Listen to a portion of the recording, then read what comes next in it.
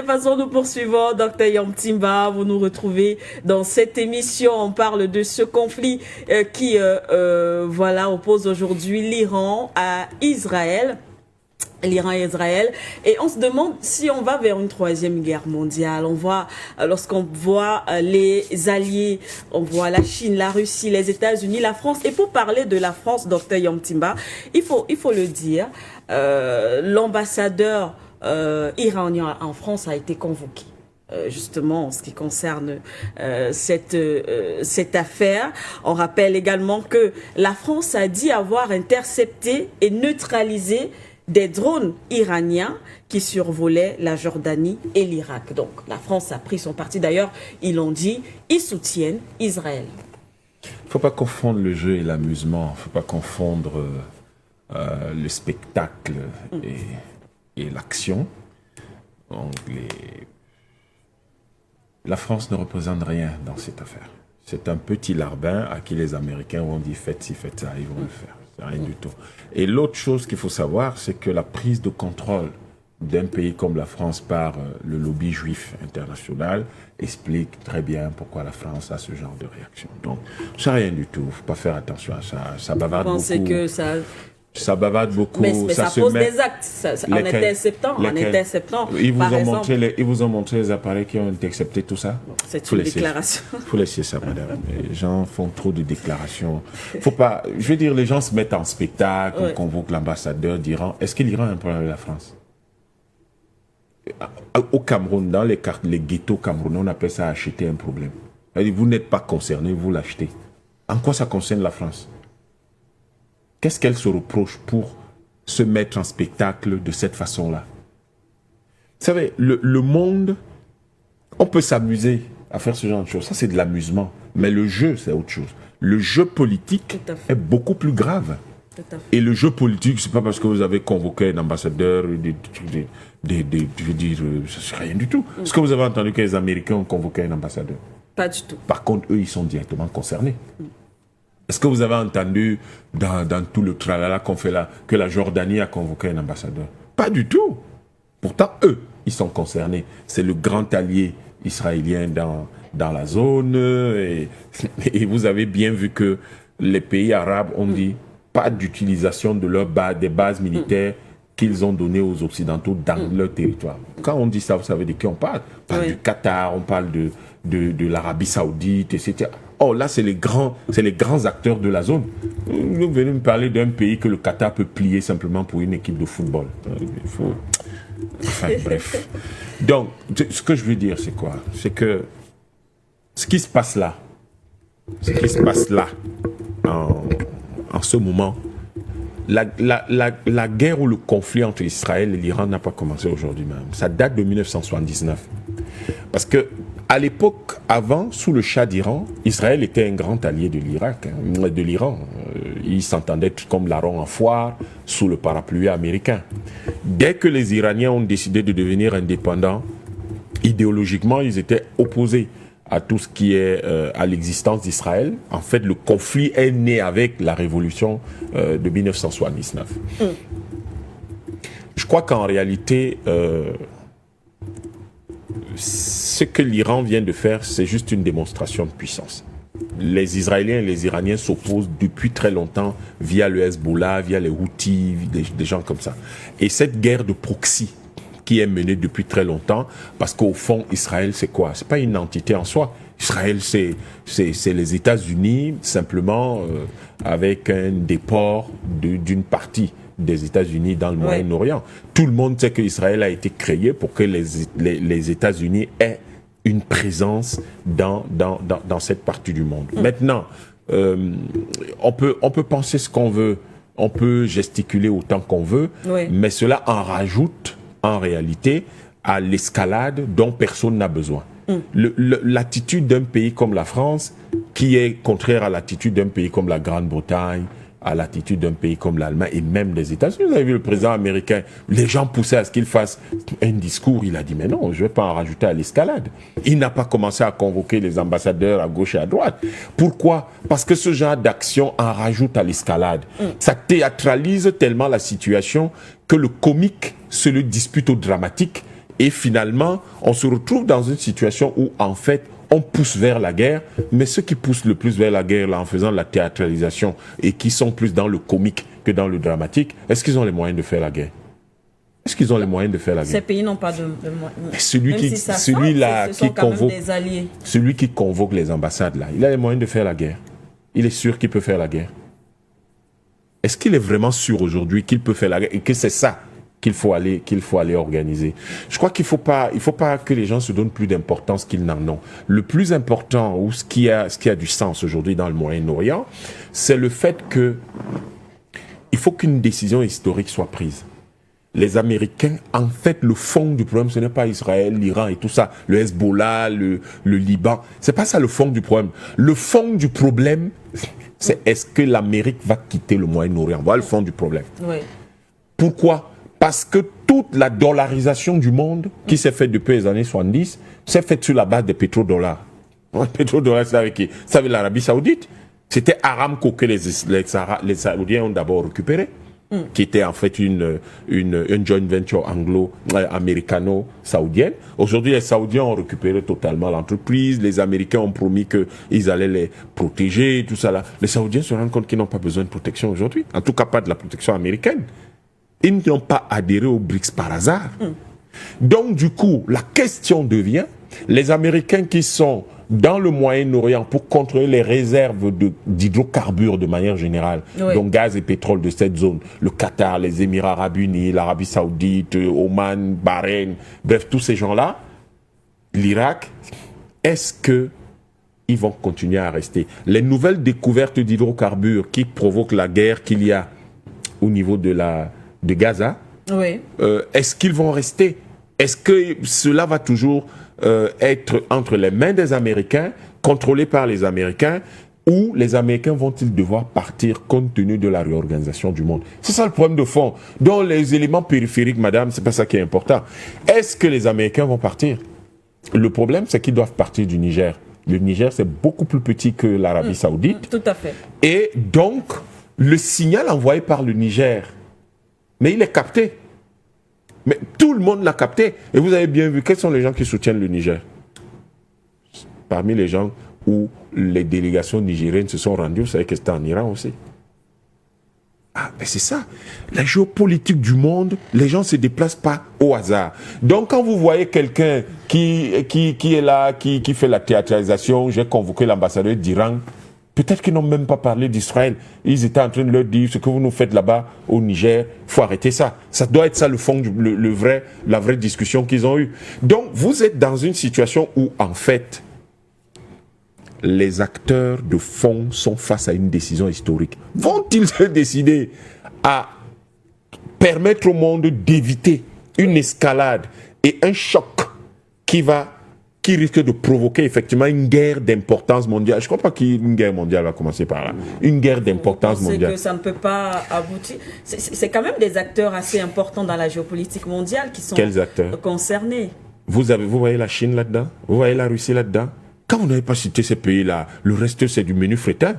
Le problème, c'est que nous regardons le monde aujourd'hui encore, par exemple en Afrique et dans un pays comme le Cameroun, comme si nous étions dans les années 60. Nous donnons trop d'importance à des acteurs manifestement dépassés par l'histoire. Si nous remettons les choses à plat, à l'échelle, la vraie aujourd'hui, vous allez voir que tout ça là, c'est tout simplement le poulet qui se débat alors qu'il est sur le point de mourir. Mais les Américains ont intérêt à ce que l'Occident ne meure pas. Oui. Et le reste du monde a intérêt à ce que l'Occident ne meure pas. Parce que lorsque un animal est blessé à mort, il est extrêmement dangereux. Il est dangereux pourquoi? Pas parce qu'il est hyper puissant, mais il est extrêmement dangereux parce qu'il pose des actes erratiques. Et il faut faire attention aux actes erratiques éventuels qui pourraient donc, par exemple, être une collision accidentelle entre un patrouilleur russe, une frégate russe équipée de missiles hypersoniques Kinjal et peut-être une frégate d'un pays occidental par hasard dans la Méditerranée ou au niveau du canal de Suez. Ce genre d'accident peut arriver. Et si ce genre d'accident arrive, comment on va arrêter ça? Il faut qu'on fasse attention. Il s'agit... Et vous voyez des vieux types qui dirigent le monde aujourd'hui, quand ils ne sont pas très vieux, ce sont des PD qui n'ont pas d'enfants. Et où ils n'ont pas d'enfants. Donc, il faut dire les choses telles qu'elles sont. Hein. Soit ils sont très vieux, ils ont déjà fait leur vie. Soit c'est des PD, soit c'est des gens qui n'ont pas d'enfants. C'est eux qui dirigent le monde. Et c'est eux qui parlent fort. C'est eux qui créent de l'escalade. Pourquoi ils n'ont aucun enfant, ces gens-là? Aucun. Donc ils n'ont personne dont ils se soucient. Oui. La conséquence, c'est que ils veulent bomber le torse, sortir des muscles qu'ils n'ont pas, parce qu'un vrai père de famille ne sort pas les muscles de façon erratique. Il fait attention à un certain nombre de choses. Oui. Et du coup, aujourd'hui, la situation dans laquelle nous sommes est telle que les peuples doivent faire très attention. Les peuples doivent prendre leur destin en main et leur dire d'arrêter ça. Il faut qu'ils arrêtent ça. Tout à l'heure, Dr Sango parlait de la question de la légitimité. Mais la question de la légitimité vient de ce que vous êtes aux ordres du peuple. Ça ne veut pas dire que vous faites les choses et le peuple va apprécier si c'est bon ou pas. C'est vous êtes aux ordres du peuple. C'est ça qui vous rend légitime. Le peuple estime qu'il se reconnaît en vous. Si on va aujourd'hui en France, le peuple français se reconnaît en son dirigeant. Ce que les dirigeants israéliens sont en train de faire là depuis quelques années, d'ailleurs depuis bien longtemps, le peuple juif, pas juif, parce qu'il faut pas confondre juif et israélien. Le peuple israélien est-il d'accord avec ça? Est-ce qu'on a le sentiment que le niveau de satisfaction des Iraniens est suffisant par rapport à leurs dirigeants? Je crois que les Américains sont-ils d'accord avec ce que fait le gouvernement américain? Est-ce que les dirigeants russes sont acceptés par leur peuple? Est-ce que les dirigeants chinois sont acceptés par leur peuple? C'est ces tableaux-là, c'est ces mesures-là qui doivent nous dire qui est en train de poser des actes légitimes, mais également des actes qui sont mûrement réfléchis et qui stratégiquement ne visent pas d'abord la destruction du monde ou ne pourraient pas, par accident, rapidement y conduire, mais pourraient être des actes qui construisent, qui rappellent des lignes rouges, qui permettent à chacun de se dire « il n'est point besoin d'une escalade que nous ne contrôlerons pas et qui risque de raser, d'endeuiller des millions, des dizaines de millions de familles. » Les gens doivent savoir une chose. La première guerre européenne, occidentale, internationale, qu'on appelle Première Guerre mondiale, je ne sais pas en quoi elle est mondiale, ça ne nous concerne pas. Nous, on n'a jamais été mêlés à ça. Ils ont fait leurs choses là-bas. A fait 17 à 20 millions de morts officiellement. Mais chaque fois que les Occidentaux vous disent 17 à 20 millions de morts, multipliez ça par 10. C'est un peu plus. Multipliez ça toujours par 10. Après, ils ont raconté que la deuxième guerre européenne, une deuxième stupidité européenne, ce qu'ils appellent la deuxième guerre mondiale, oui. Ils disent que ça a fait dans les 70 millions de morts. Je crois qu'il faut faire attention et multiplier ça par 10 aussi. Lorsque vous regardez que les gens sont capables de provoquer de telles catastrophes au niveau international, ça ne doit pas du tout nous amuser et ça doit être gravité que nous en parlions. Vous ne pouvez pas vouloir imposer au reste du monde vos valeurs qui pour la plupart sont des valeurs tellement négatives et qui sont des crimes contre l'humanité, parce que l'homosexualité, c'est un crime contre l'humanité. Parce que l'homosexualité veut dire on ne fait plus des enfants. C'est donc un crime contre l'humanité. Comment est-ce qu'on peut imposer une chose pareille aux gens? Et comment les gens peuvent être guidés dans leurs décisions politiques et géopolitiques par de telles valeurs? Et bizarrement, ils veulent quand même que des gens viennent les soutenir. Qu'il y ait quand même du soutien qui leur vienne de par le monde. Et que les gens vous disent, oui, mais écoutez, vraiment, il y a certains qui menacent la paix du monde. Non, vous restez tranquille chez vous et vous verrez que personne ne viendra vous déranger chez vous. Donc, je crois que la situation aujourd'hui est telle que nous devons faire très attention. Et pour nous les Africains, parce qu'au bout du compte, c'est ça qui compte pour nous. Le reste là, c'est déplorable, c'est dommage. Mais si ce qui compte pour nous, ce qui vaut le mieux pour nous, nous l'identifions clairement et nous adoptons notre comportement par rapport à ça, ça va aider à respecter ce qui vaut le mieux pour les autres. Et en faisant attention à ce qui vaut le mieux pour les autres, vous voyez que cet équilibre-là, c'est ça qu'on appelle la communauté. La communauté, le concept de communauté est fondé sur l'équilibre des apports et sur le respect sur le respect, si vous voulez, de chacun à travers une sorte d'équilibre qui se joue sur le fait que vous craignez ce que les autres peuvent faire. L'équilibre de la terreur développée dans les années 60-70 n'est pas un vain mot. C'est ça qui a permis de créer une communauté qui a permis d'amorcer la création de ce qui aurait pu devenir une communauté internationale ou une communauté humaine. Parce que chacun fait attention à l'autre et sachant que l'autre a la capacité de riposter. C'est pour ça que nous en appelons aux Africains à avoir les armes les plus modernes. Parce que c'est le seul moyen de se faire respecter. Si on ne fait pas ça, on ne va jamais se faire respecter dans le monde et il n'y aura jamais d'équilibre avec les autres. Donc la situation dans laquelle, vous savez, les gens bavardent beaucoup en Occident depuis quelque temps. Ce que l'Iran a fait là, a rappelé tout le monde à l'ordre. Ils savent qu'il faut faire très attention maintenant parce que l'Iran est capable d'atteindre des cibles situées très loin. Grâce à ce qu'il faut, personne ne sait s'ils ont déjà une arme atomique. Ils peuvent même avoir des bombes sales. Israël, on sait qu'ils ont une arme, ils ont des armes atomiques. Mais comment on peut s'amuser à provoquer une escalade entre deux pays qui disposent de capacités militaires nucléaires? Et les gens sont là, ils jouent, ils s'amusent, ils se mettent en spectacle, ils convoquent des ambassadeurs, ils font ci, ils font ça. Mais vous vous rendez compte de ce que vous faites là? Une catastrophe nucléaire. Imaginez que dans les représailles contre représailles, on se retrouve avec un nouveau Tchernobyl. Parce qu'une installation nucléaire a été touchée. On se retrouve avec un nouveau Tchernobyl. On fait quoi?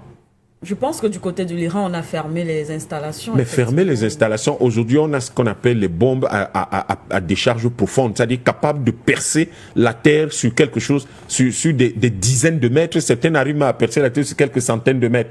Si on envoie de telles armes et que ça percute un flanc de montagne jusqu'à atteindre les installations nucléaires qui sont peut-être à 50-100 mètres, on fait quoi? Le problème, c'est que détruire une installation militaire iranienne aujourd'hui, mais ce n'est pas seulement l'Iran qui en subira les conséquences, c'est toute cette zone-là qui va en subir les conséquences. Et comme les vents vont généralement d'est en ouest, mais c'est un effet boomerang sur Israël lui-même. Et c'est toute la Méditerranée qui est menacée et toute l'Afrique de l'Est. Quelle est cette histoire où les gens sont si inconséquents au point de ne pas voir qu'une catastrophe nucléaire est dangereuse? Tout à fait. Mais il ne faut pas s'amuser avec ça. Et les Africains devraient, compte tenu de ces menaces qui pèsent sur l'Afrique, se lever pour dire qu'est-ce qui nous menace? Quel est le risque auquel nous sommes exposés? Quelle est la réponse à tous ces risques-là?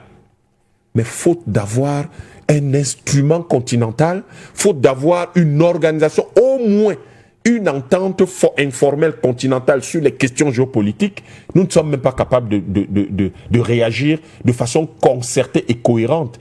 Et du coup, on dirait que le monde décide de ce qu'il veut faire sans nous, et on dirait que le monde va faire ce qu'il veut sans nous. Les conséquences que nous devrons subir, eh bien, ces conséquences-là, tout le monde s'en fout. Nous pensons qu'à cause de ce genre de situation dans laquelle nous sommes aujourd'hui, où le monde, je ne crois pas qu'il y aurait une troisième guerre mondiale, il faut oublier, mais où le monde est quand même proche de certaines, où il y a un risque élevé de certaines crises, de certaines catastrophes de type industriel comme les catastrophes nucléaires. Parce que tout le monde parle seulement de destruction des sites militaires iraniens. Mais les Iraniens ont des missiles hypersoniques qui peuvent détruire les sites nucléaires israéliens. Mais moi, je ne comprends pas comment les gens... C'est-à-dire que vous êtes assis là, pour vous, les seuls qui doivent frapper, c'est votre allié qui doit frapper les autres. Mais les autres sont capables de vous frapper aussi. Si un missile hypersonique iranien vient percuter un site militaire nucléaire israélien, il va se passer quoi? Mais c'est le même risque que nous évoquions tout à l'heure par rapport à l'Iran. Et donc, du coup, c'est extrêmement dangereux. L'Afrique doit réellement, très rapidement, avoir ses 10 000 élus panafricanistes. Ce mouvement-là, rejoignez-le. Pour qu'on ait 10 000 élus panafricanistes qui peuvent à chaque fois évaluer, parler d'une même voix, travailler à la construction des États-Unis du continent noir et évaluer à chaque fois les risques, les réponses aux risques et organiser notre position sur le monde pour être, parce que c'est ce que nous sommes. Nous sommes la force de paix pour amener à chaque fois, lorsqu'il y a une situation de crise comme celle qu'il y a aujourd'hui, amener les belligérants à se calmer et à voir le futur d'une autre manière. Merci à vous, Dr Yantimba, pour...